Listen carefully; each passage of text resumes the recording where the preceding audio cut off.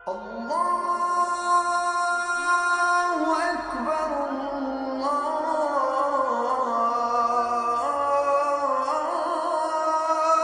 أكبر. بسم الله الرحمن الرحيم. السلام عليكم ورحمة الله وبركاته. Peace be with you. We talked about Bilqis being a queen. Now we are going to talk about the mother of Moses alayhi salam. And the situation is exactly the opposite. They are in two different situations. She was a queen and she is powerless. The mother of Musa is facing a king, a Fir'aun, who wants to kill all the boys in her community.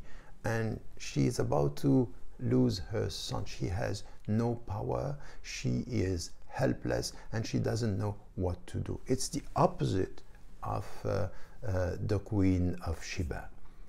What we have in this story is a woman who will follow first an inspiration, a revelation coming from God, and dealing with a test of faith, which is exactly the same that the one we find with Ibrahim alayhi salam.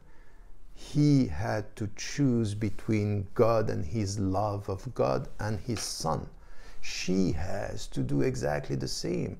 It's, they are going to kill my son, or I have to be separated from him, because this is what God is asking me to do.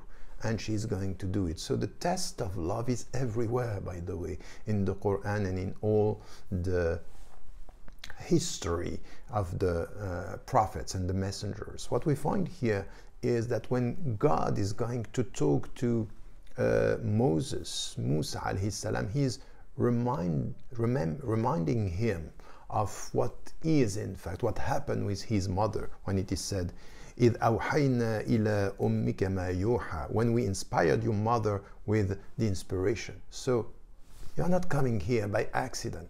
It was even through your mother. So what happened with your mother is that she was the instrument of your own mission. And we have to remember this when we are talking about messengers. Never forget their mother. Never forget their legacy, where they are coming from. And this is what happened with her. So she got an inspiration that in fact you have to separate yourself from your son in order to protect him from being killed. And this is what she is going to do when it is said in the Quran, بعد أعوذ بالله من الشيطان الرجيم بسم الله الرحمن الرحيم أن اقذفيه في التابوت فاقذفيه في اليم فليلقه اليم بالساحر يأخذه عدو لي وعدو له. Put him in the chest, then cast him into the river. The river will wash him to shore, where an enemy of mine and an enemy of his will pick him up.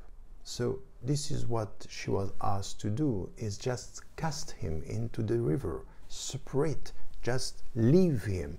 And between him being killed, his son, her son being killed, and the reality of the separation here, it's really the test of faith. This is what she has to experience. So in fact what we understand in the whole process is that she is in a situation, her powerless got her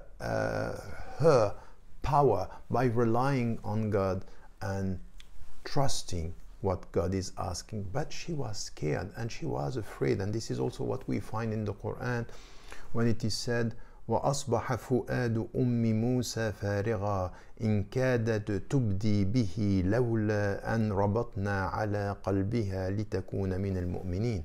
The heart of Moses' mother became vacant. She was about to disclose him had we not steadied her heart that she may remain a believer.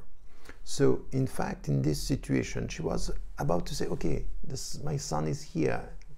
She was losing patience and even having a sentiment that this was not going to happen. It was not going to be able for her to resist or to be able to face the reality, to cope with the reality. And at the end, her power came from God. So what we did is that we steadied her heart. So it's because God gave her this strength to resist that she was able to go beyond. So she accepted the separation and she believed and put her trust on God's promise. And this is what we find in the Quran. فَرَجَعْنَاكَ إِلَىٰ أُمِّكَ كَيْ تَقَرَّ عَيْنُهَا وَلَا تَحْزَنْ. So we return you to your mother that she may be comforted and not sorrow.